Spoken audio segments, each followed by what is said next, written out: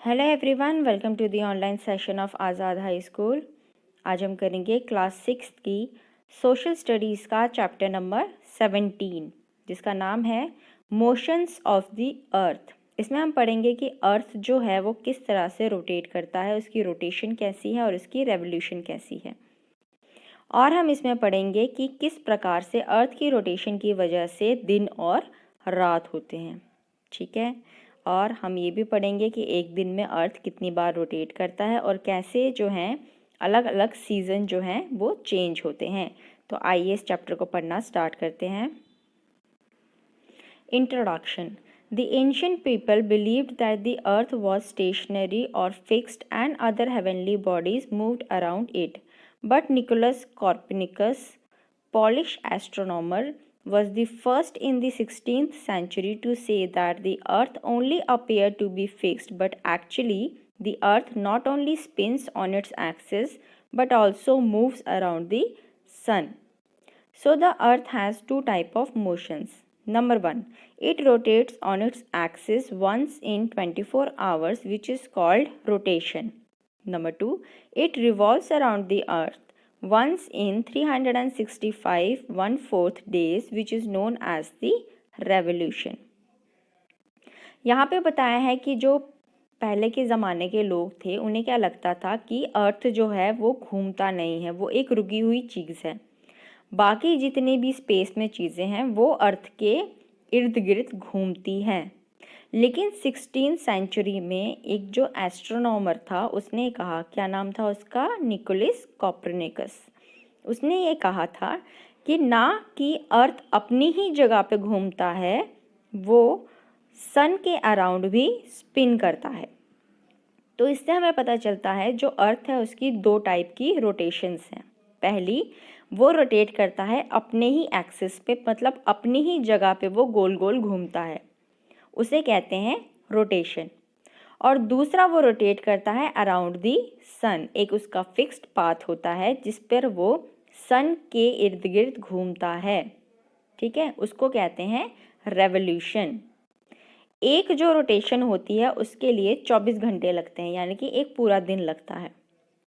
और एक रेवोल्यूशन को कंप्लीट करने के लिए कितना टाइम लगता है, 365 1/4 डेज। ओके, अब हम पढ़ेंगे रोटेशन ऑफ द अर्थ के बारे में। The earth rotates on its axis.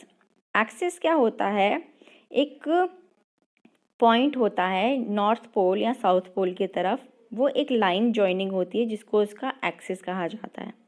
वो उसी एक्सिस पे क्या करता है, रोटेट करता है। लेकिन जो अर्थ की एक्सिस है वो थोड़ी सी टिल्टेड है। टिल्ट मतलब कि सीधा नहीं रोटेट करता, वो थोड़ा सा टेढ़ा होके रोटेट करता है। ठीक है, तो हम ज़रा पढ़ते हैं इसमें क्या लिखा है। The earth rotates on its axis. The evidence of this is found in the rising and setting of the sun, moon and the planets and their daily movements across the sky. The direction of this rotation is from west to east. The axis of the earth is only an imaginary line. The earth rotates on its axis once in 24 hours. The axis of the earth is not at right angles to the plane of revolution but inclined towards it an angle of 66.5 degrees. This is known as the inclination of Earth axis to the orbital plane of its revolution around the sun.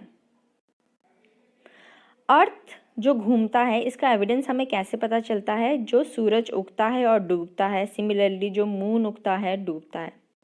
ठीक है, जो सूरज है वो अपनी जगह स्थिर है, ये हमारी अर्थ ही है जो रोटेट हो रही है, जिसके कारण हमें क्या दिखता है कि सूरज उग रहा है और डूब रहा है। जो अर्थ की रोटेशन है, यानी कि अर्थ घूमता कैसे है, वेस्ट से लेकर ईस्ट की तरफ।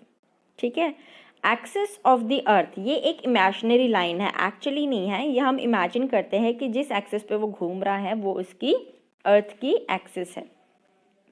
अर्थ 24 घंटे में घूमता है, यानी कि एक कंप्लीट रोटेशन के लिए उसको कितना टाइम लगता है, 24 आवर्स। ठीक है, और जो एक्सिस ऑफ रोटेशन है वो सीधी 90 डिग्री पे नहीं है, वो थोड़ी सी टिल्टेड है। कितना डिग्री टिल्ट करती है, 66 हाफ डिग्रीज वो टिल्टेड है यानी कि झुकी हुई है, और इस डिग्री को क्या कहा जाता है? Inclination of earth axis. ठीक है। It is important to remember that the earth axis always remains in the same inclined position during its revolution around the sun. ये जो इंक्लिनेशन है, ये जो टिल्ट है हमारे अर्थ का, ये सेम ही रहता है। ठीक है, जिस तरीके से वो अराउंड द सन जब घूम रही है, ये इसी तरीके से टिल्ट होके ही घूमेगी। Every morning we notice that the sun appears to rise in the east, travel across the sky during the day and finally sets in the west in the evening. This is due to the rotation of the earth. The earth takes about 24 hours to complete one rotation around its axis. The period of rotation is known as the earth day. जैसे कि मैंने आपको पहले भी बताया कि सुबह सूरज उगता है कहाँ से? ईस्ट से, फिर वो पूरा ट्रैवल करते हुए शाम को वेस्ट में डूब जाता है। तो ये किस लिए होता है? हमारी अर्थ की रोटेशन से। अर्थ को रोटेट करने में पूरा 24 घंटे लगते हैं, यानी कि एक दिन। तो इसलिए से क्या कहा जाता है? The earth day. Speed of rotation. अब ये जो रोटेट कर रहा है, इसकी स्पीड क्या है? Eight the equator the earth speed of rotation on its axis is 40,000 kilometre in 24 hours. That is over 1600 km per hour, but you do not realize that you are traveling so fast because everything on the earth is moving along with you. हमारी जो अर्थ की rotation है वो कितनी है? इसकी speed 1600 kilometre per hour. एक घंटे में वो 1600 किलोमीटर ट्रैवल कर रहा है। लेकिन हमें ये फील क्यों नहीं होता कि हम इतनी तेज़ी से मूव कर रहे हैं? क्यों? क्योंकि हमारे साथ जो जितनी भी हमारे आजू बाजू की चीज़ें हैं वो भी सेम स्पीड से ही मूव कर रही हैं, सिर्फ हम ही नहीं कर रहे हैं। तो हम या हमारे आसपास की चीज़ें भी अगर इसी स्पीड से मूव कर रही हैं तो वो हमें स्टिल यानी कि ठहरी हुई ही नज़र आएंगी। Okay, this speed decreases as you go north और साउथ ऑफ द इक्वेटर। ये स्पीड कब कम हो जाएगी? अगर आप साउथ, जो हमारा साउथ पोल है, उसकी तरफ इक्वेटर से ऊपर जाने लगें या इक्वेटर से नॉर्थ की तरफ जाने लगें, तब ये स्पीड क्या है? थोड़ी थोड़ी कम होती रहेगी। लेकिन जो मेन इक्वेटर पे है, जो हमारी अर्थ की इक्वेटर है, उस पे स्पीड इतनी ही है। कितनी? 1600 किलोमीटर पर आवर। अब रोटेशन के इफ़ेक्ट क्या पड़ते हैं? The rotation creates a centrifugal force which causes the earth to have a slight bulge at the equator. Rotation की वजह से एक फोर्स पैदा होती है जिसको बोलते हैं सेंट्रीफ्यूगल फोर्स। इसकी वजह से इक्वेटर है यानी कि जो बीच की लाइन है, इसमें थोड़ा सा बल्ज आता है, यानी कि ये थोड़ी सी उठी हुई नज़र आती है। It effect the direction of wind and movement of water in the ocean. इसी की वजह से जो हमारा हवा चल रही है उसकी डायरेक्शन में भी परिवर्तन आते हैं, और जो समुद्र में लहरें उठ रही हैं उनमें भी चेंजेस आते हैं। Most importantly it gives us the phenomena of day and night. और सबसे इम्पॉर्टेंट तो है कि रोटेशन की वजह से ही हमें दिन और रात का पता चलता है। It gives us periods of heat and light as well as darkness. और ये हमें, यही रोटेशन हमें क्या देती है? हीट और लाइट भी देती है और अंधेरा भी देती है, यानी कि डार्कनेस भी देती है। What would happen if Earth did not rotate? The portion of Earth is facing the sun would always experience day, which cause continuous warmth to the region, and the other half would remain in darkness and be freezing cold all the time. Life would not have been possible in such extreme conditions. अब आखिर में हमें ये बताया है कि क्या होगा अगर अर्थ रोटेट ही ना करे, यानी कि अर्थ जो है अपनी एक्सिस पे घूमे ही ना। तो उसकी वजह से क्या होगा? अगर अर्थ एक ही जगह ठहरा रहेगा तो जो पोर्शन, जो साइड सन की तरफ है, उसको हमेशा ही लाइट मिलेगी, वहाँ कभी अंधेरा ही नहीं होगा। और जो पोर्शन सर की तरफ नहीं है वहाँ हमेशा ही अंधेरा रहेगा। मतलब कि एक तरफ हमेशा गर्मी, एक तरफ ठंडी। तो ऐसे में तो जीवन जो है इंसान का वो पॉसिबल ही नहीं हो पाएगा। ना इंसान बल्कि एनिमल्स और वेजिटेशन, सारी चीज़ें ही नहीं पनप पाएंगी। तो इसीलिए ये रोटेशन जो है वो बहुत ही ज़्यादा ज़रूरी है। अब हम पढ़ेंगे द सर्कल ऑफ इल्यूमिनेशन। आपको तो मैंने ये सारे Arctic circles, tropic of Cancer, equator, tropic of Capricorn, Antarctic circle, इसके बारे में हम ऑलरेडी पढ़ चुके हैं अपने प्रीवियस चैप्टर में।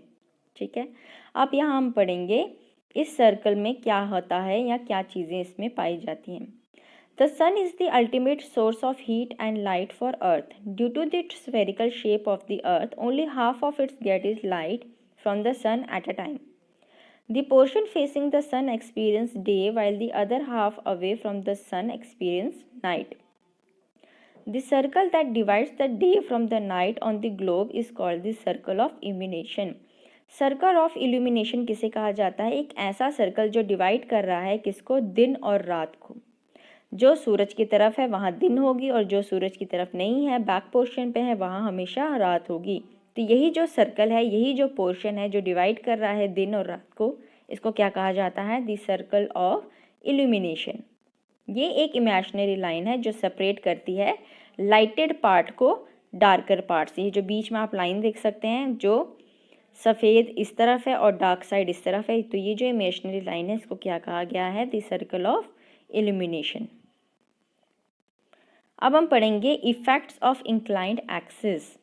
ये जो हमारी अर्थ की जो एक्सिस है वो इंक्लाइंड है, यानी कि थोड़ी सी टिल्टेड है। इसके क्या इफ़ेक्ट पड़ते हैं? इसके इफ़ेक्ट किस पे पड़ते हैं? हमारे दिन और रात की जो लेंथ है कि कितने लंबे दिन होंगे और कितनी लंबी रातें होंगी, इस पे पड़ता है। आइए पढ़ते हैं। The inclination of the earth axis has important consequences.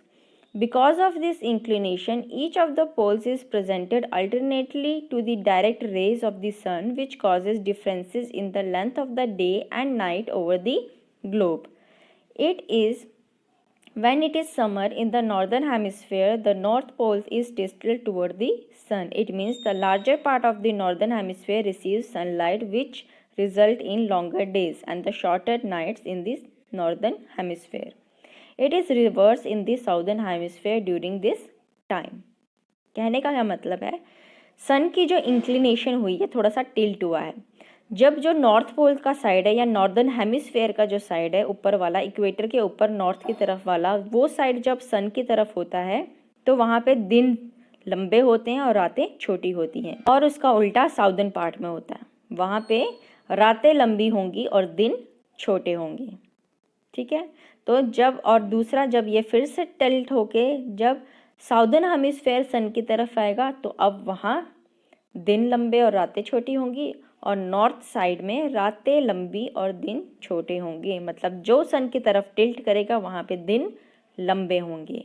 ठीक है, तो यही इफ़ेक्ट करता है जितना भी इंक्लिनेशन है हमारी अर्थ का, कि कितनी लंबी रातें होंगी या कितने छोटे दिन होंगे, इस पे डिपेंड करता है। Okay, when the south pole is inclined toward the sun, the larger part of the southern hemisphere receives light, which causes longer days and shorter night in the southern hemisphere. It reverses in the northern hemisphere during this time. On equators, the days and nights are equal, which is of 12 hours each. जो जगहें equator पे होती हैं वहाँ दिन और रात बराबर होते हैं, क्योंकि वहाँ बराबर बराबर टाइम पे जो है सन रेज मिल रही हैं और नहीं मिल रही हैं। मतलब वहाँ पे दिन और रात जो होते हैं वो बराबर होते हैं। दैट इज़ 12 घंटे के दिन, 12 घंटे की रात, वो भी थ्रू आउट द ईयर, पूरे साल उनका ऐसे ही चलता है। और वहाँ पे कोई सीज़न भी नहीं होते हैं, मतलब वहाँ पे जो मौसम होता है वो सेम ही रहता है। कौन सी जगह पे? इक्वेटर पे। इक्वेटर द सेंटर पे जो लाइन पास होती है वहाँ पे, वहाँ जितनी भी कंट्रीज़ आएंगी उनमें पूरे साल कोई सीज़न चेंज नहीं होगा। वहाँ पे मॉडरेट सीज़न ही वैसा का वैसा ही रहेगा जैसा है। ठीक है, और वहाँ 12 घंटे दिन, 12 घंटे रात। अब हम पढ़ेंगे रेवोल्यूशन ऑफ द अर्थ। मैंने आपको बताया था रेवोल्यूशन क्या था? जो अर्थ सन के अराउंड घूमता है उसको बोलते हैं रेवोल्यूशन। ठीक है, अब ये जो करनी होती है वो उसको कितना टाइम लगता है? पूरा 1 साल लगता है। और अप्रॉक्सीमेटली 1 साल कितने के बराबर कहा गया है? 365 1/4 डेज। ठीक है, और कितनी स्पीड से अर्थ रोटेट करती है? 29.6 किलोमीटर पर सेकेंड। 1 सेकेंड में 29.6 किलोमीटर तय करता है अर्थ। ठीक है, तो इसीलिए हम जो है अपने साल के जितने भी डेज़ होते हैं उनको कितना कंसीडर करते हैं, 365 को ही कंसीडर करते हैं। बाकी जो 6 घंटे हैं उसको निगलेक्ट कर देते हैं। ठीक है, अब यहाँ पे जितने 6 घंटे ये आपको बताए गए हैं, इसको बैलेंस करने के लिए हर 4 साल में एक लीप ईयर आता है। लीप ईयर किसे बोलते हैं? जब फरवरी में 29 डेज़ हो जाते हैं। ठीक है, तो यही जो 6 घंटे हमने ऊपर से कट किए उसको कंपनसेट करने के लिए हर 4 साल बाद फरवरी के जो दिन हैं एक एक्स्ट्रा ऐड उसमें कर देते हैं, तो वो क्या बन जाता है? Leap year. The distance between the earth and the sun is not constant because the orbit is not circular in shape. जो सन और अर्थ का डिस्टेंस है वो हर जगह से सेम नहीं है। क्यों? क्योंकि जिस ऑर्बिट पे, जिस पाथ पे हमारा अर्थ घूम रहा है अराउंड द सन, वो सर्कुलर नहीं है, वो इलिप्टिकल है। इलिप्टिकल कहने का मतलब है एंड पॉइंटेड्स पे, जो एक्सट्रीम ईस्ट और वेस्ट के एंड है वहाँ पे थोड़ा ज़्यादा फैला हुआ है और बाकी नॉर्थन साइड से या साउदर्न साइड से थोड़ा सा कम है, उसको इलिप्टिकल शेप बोलते हैं। ठीक है, तो इसलिए वो सेम नहीं रहता है। When the distance of the earth and the sun is minimum, जब अर्थ और सन का डिस्टेंस थोड़ा कम होता है तो उसको क्या बोलते हैं? पेरिहिलियन। और जब डिस्टेंस ज़्यादा होता है तो उसको क्या बोलते हैं? एफिलियन। ओके, पेरिहिलियन में डिस्टेंस कितना होता है? About 147 million kilometre. और जब डिस्टेंस ज़्यादा होता है तो वो कितना होता है? 152 मिलियन किलोमीटर। ठीक है, ये जो अर्थ की जर्नी है उसके ऑर्बिट पे फास्ट होती है व्हेन, जब वो कहाँ पे हो? पेरिहिलियन में हो। यानी कि जब डिस्टेंस थोड़ा कम होगा तब ये अर्थ जो है वो ज़्यादा जल्दी रोटेशन करता है, और डिस्टेंस ज़्यादा होता है तब उसको थोड़ा सा कम टाइम लगता है ऑर्बिट पे रोटेट करने के लिए। अब हम पढ़ेंगे इफ़ेक्ट ऑफ रेवोल्यूशन। ये जो रिवॉल्व करता है अर्थ, इसके इफ़ेक्ट क्या पढ़ते हैं? पहला, it determines the primary distribution of solar energy over the earth. ये जितनी भी सोलर एनर्जी है उसको अच्छे से डिस्ट्रीब्यूट कर देता है ओवर द अर्थ।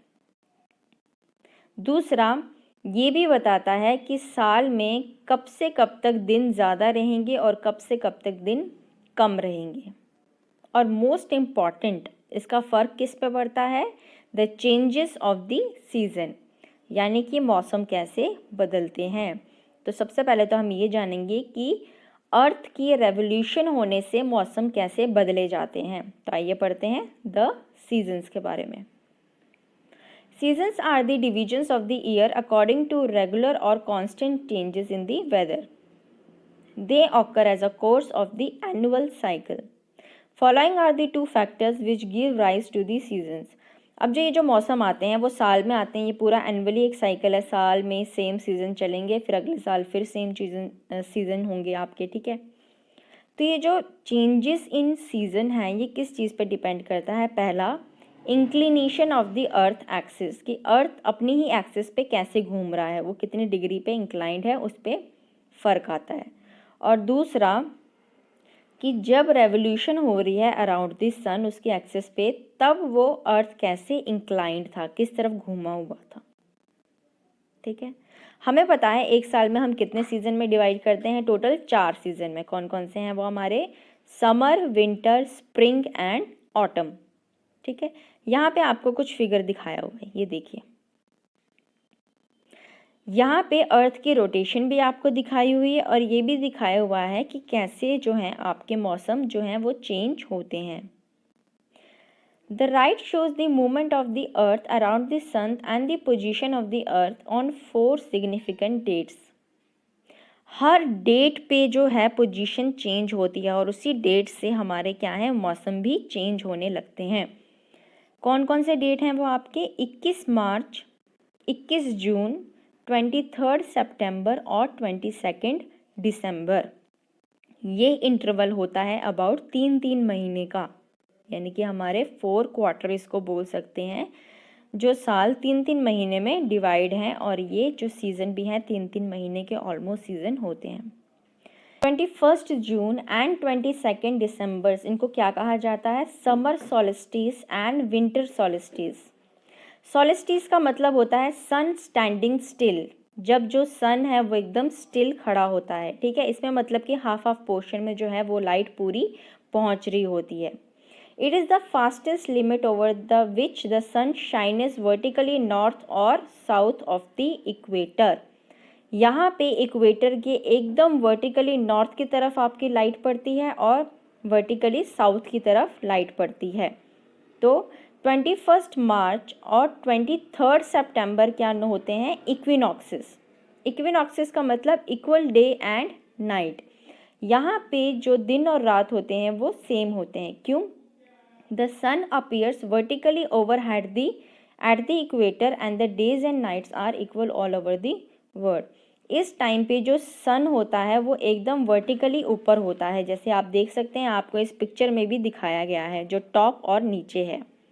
तो ऐसा लगता है कि जो सन है वो वर्टिकली ऊपर है और वर्टिकली नीचे है। तो यहाँ पे जो दिन रात होते हैं वो पूरे ऑल ओवर दी वर्ल्ड क्या होते हैं? बराबर होते हैं। सबसे पहले हम पढ़ेंगे समर सॉलिस्टिस के बारे में, यानी कि 21 जून। यहाँ पे जो नॉर्दर्न हेमिस्फेयर होता है वो टिल्टेड होता है सन की तरफ। कौन सा हेमिस्फेयर? नॉर्दर्न।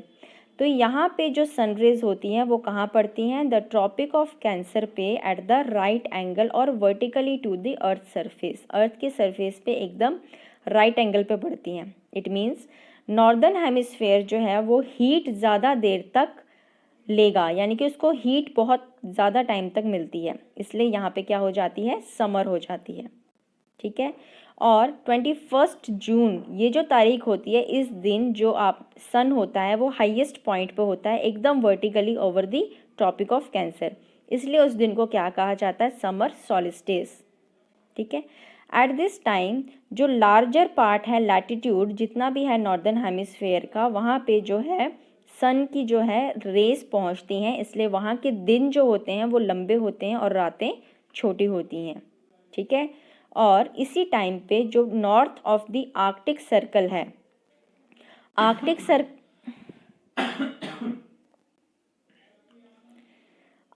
सर्कल पे जो आपके जितने भी पार्ट आएंगे वहाँ पे जो है जो डे लाइट है वो कांस्टेंट पड़ेगी, ठीक है, वहाँ पे कोई फ़र्क नहीं आएगा। इसलिए जो आर्कटिक सर्कल पे है वहाँ पे दिन और रात क्या होंगे? बराबर होंगे। सेकंड है आपका विंटर सॉलिस्टिस। विंटर सॉलिस्टिस यानी कि 22 दिसंबर। यहाँ पे कब होता है? जब अर्थ जो है वो अपराइट को ना स्पिन करके 23.5 डिग्री वर्टिकली होके नीचे की तरफ आ जाती है, ठीक है। इसलिए 22 दिसंबर को जो साउदर्न हेमिस्फेयर होता है वो डायरेक्ट रेज जो है वो कलेक्ट करता है, वाइल नॉर्दर्न हेमिस्फेयर में क्या होते हैं? जो सनरेज होती हैं वो थोड़ी सी कम आती है, यानी कि थोड़ा स्लैंट करके आती है। इसकी वजह से दिन जो हैं आपके छोटे हो जाते हैं और रातें लंबी हो जाती हैं। कहाँ पे? नॉर्दर्न हेमिस्फेयर में। इसीलिए वहाँ पे क्या होती है? सर्दियाँ पड़ती हैं, यानी कि विंटर आती है। और 22 दिसंबर को जो सन है वो directly over the top of the Tropic of Capricorn पड़ता है, इसलिए वहाँ पे हाईएस्ट पॉइंट होता है किसका? साउदर्न हेमिस्फेयर का, इसलिए उसको विंटर सॉलिस्टिस कहा जाता है। यहाँ पे साउथ में दिन लंबे होंगे और रातें छोटी होगी, लेकिन नॉर्दर्न में जो हैं दिन वो छोटे हो जाएंगे और रातें लंबी हो जाती हैं। This is the summer season for the southern, यानी कि साउदर्न हेमिस्फेयर के लिए ये समर सीज़न होता है, लेकिन नॉर्दर्न हेमिस्फेयर के लिए ये विंटर सीज़न हो जाता है। ओके, अब है इक्विनॉक्सिस। इक्विनॉक्सिस कौन से हैं? 21 मार्च एंड 23 सितंबर के। यहाँ पे इक्वल दिन और इक्वल रातें होती हैं, क्योंकि इन दिनों में जो सन है वो एकदम वर्टिकली ऊपर रहता है इक्वेटर के, ठीक है। तो जब ओवरहेड द इक्वेटर होता है सन, तो वहाँ से जो लाइट होती है वो इक्वली रिसीव होती है, जिसके कारण क्या है? दिन और रात की जो लेंथ है वो बराबर रहती है। 21 मार्च को स्प्रिंग सीजन की बिगिनिंग होती है नॉर्दर्न हेमिस्फेयर पे, इसलिए इसे क्या कहा जाता है? स्प्रिंग और वेर्नल इक्विनॉक्स। और 23 सितंबर को ऑटम सीजन का शुरुआत होती है, इसलिए इसे ऑटोमिनल इक्विनॉक्स कहा जाता है। ठीक है, इस टाइम पे जो सर्कल ऑफ इल्यूमिनेशन होता है वो पास करता है कहाँ से, बोथ दी पोल्स, दोनों पोल्स से, और इसको बराबर से कट करता है in the parallel of half. एक हाफ जो है उसको लाइट मिलती है और अदर हाफ को डार्कनेस मिलती है, इसलिए ये इक्वली डिवाइड होते हैं। ठीक है, जो सन भी है उसकी भी सेटिंग और जो शाइन करने का टाइम होता है वो भी सेम होता है, इसमें कोई चेंजेस नहीं आते।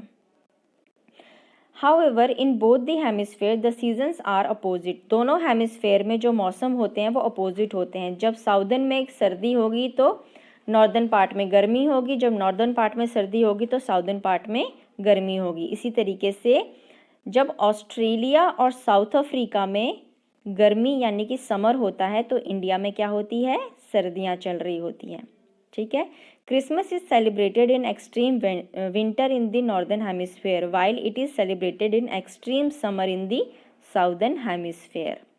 जो क्रिसमस का समय होता है वो नॉर्दर्न हेमिस्फेयर में तो सर्दियों में किया जाता है, लेकिन साउदर्न हेमिस्फेयर में गर्मियों में किया जाता है। और ये बिल्कुल भी मुमकिन नहीं हो पाता, किसकी वजह से, अर्थ की रोटेशन और रेवोल्यूशन की वजह से। तो ये था हमारा chapter about the rotation and revolution of earth. तो आई होप आपको ये समझ में आया होगा। अब हम करते हैं इसकी exercise. First, tick the correct option. Number 1, the movement of earth on its axis is known as, तो इसका है option A, rotation. Number 2, summer solstice falls on, तो इसका है option D, 21 June. Number 3, the earth axis makes an angle of dash with the orbital plane, तो इसका है option A, 66 half degree. Number 4, the earth completes its one revolution around the sun in, इसका है आपका option C, 365 1/4 days. Fifth, days and nights are equal all over the world on, तो इसका है आपका ऑप्शन बी, 23 सितंबर। 6, differences in the length of the day and nights are caused due to, तो इसका है आपका ऑप्शन सी, revolution। ओके, आगे हैं आपके fill in the blanks. Number 1, winter solstice falls on 22 दिसंबर। Number 2, equinoxes mean 21 March and 23 सितंबर। Number 3, days and nights are equal on equinoxes. Number 4, 21st March marks the beginning of spring in northern hemisphere. Number 5th, leap year has 366 days. Number 6th, Australia celebrates its Christmas during summer season. Next है आपके true और false. Number 1, the southern hemisphere is tilted toward the sun during winter solstice, तो ये है true. Number 2, seasons are caused due to rotation, तो ये है false. Number 3, a leap year observe 366 days, ये है true. Number 4, 21 March is called the autumn equinox, तो ये है false. Number 5, when it is summer in Australia and South Africa, it is winter in India, तो ये है true. अब हम करेंगे fourth part, give answer in one word और in one sentence. Number 1, name the two motions of the earth, इसका answer है rotation and revolution. Number 2, what do you mean by revolution, इसका आंसर है the motion of the earth on the orbit around the sun is called revolution. Number 3, at what angle is the axis inclined to the earth's orbital plane, तो इसका answer आप लिखेंगे 66 half degree. Number 4, what do you mean by the word solstice, तो इसका answer आप लिखेंगे solstice means the farthest limit over which the sun shines vertically north or south to the equator. Question number 5, when does the sun shines vertically on the equator, तो इसका answer है on the equinoxes, bracket में आप लिखेंगे 21 March and 23 सितंबर, bracket बंद। Number 6, what is dawn? तो यहाँ आप लिखेंगे dawn is the diffused light before sunrise, यानी कि सूरज उगने से पहले जो हमें एक हल्की सी रोशनी दिखती है उसको डॉन कहते हैं।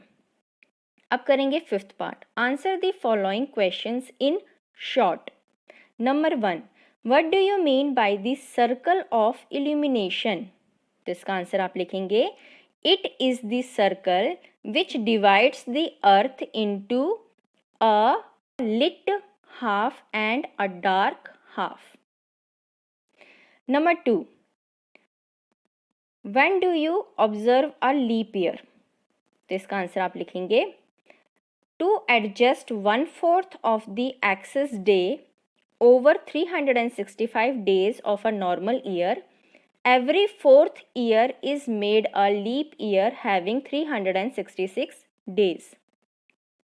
Number 3, how are days and nights formed? तो इसमें आप लिखेंगे days and nights are formed due to the rotation of the earth on its axis. Number 4, give any 3 effects of rotation. तो इसमें आप लिखेंगे rotation of the earth causes day and light. Number 2, it causes a slight bulge at the equator. Number 3, it also results in flow of winds and movement of water in oceans. Question 5th, give the importance of inclination of the earth's axis. तो इसमें आप लिखेंगे the inclination of earth's axis has important consequences. Because of this inclination, each of the poles is presented alternately to the direct rays of the sun, which causes differences in the length of day and night over the globe. Number 6, why is there no season on equator? तो इसका answer आप लिखेंगे the angle of the sun's rays on the equator remains almost the same throughout the year. Thus, there is no season on equator. Okay इसके बाद आते हैं आपके 6 part जो हैं आपके answer the following questions in detail. तो ये हम आपको डिस्क्रिप्शन बॉक्स में दे देंगे, आप वहाँ से नोट कर लीजिएगा। और 7th पार्ट डिस्टिंग्विश बिटवीन, ये भी हम आपको डिस्क्रिप्शन बॉक्स में देंगे, तो आप ये वहाँ से ईजिली नोट कर सकते हैं। तो आई होप आपको मेरा चैप्टर समझ में आया होगा। अगर आपको मेरी वीडियो पसंद आए तो इसे लाइक ज़रूर करें। Thank you very much and have a nice day.